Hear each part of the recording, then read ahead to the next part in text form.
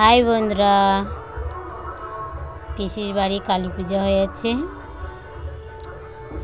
রাত্রে প্রচণ্ড হারে ঝড় বর্ষা হয়েছে। তা সব প্রসাদ ঘরে নিয়ে যাওয়া হয়েছে, ঘর থেকে দেওয়া থাওয়া হচ্ছে।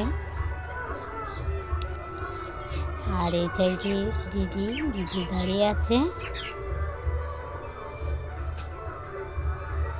আর এই সাইডে আমার মেয়ে পাপিয়া ঠাকুর দেখছে।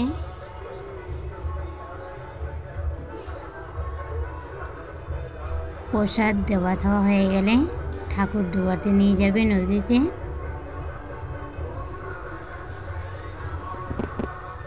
আর পিসিদের সাইডে ফল গাছ লাগানো, জামরুল গাছ, আম গাছ, পেয়ারা গাছ, নারকেল গাছ, সব রকম বিভিন্ন রকম গাছ লাগানো।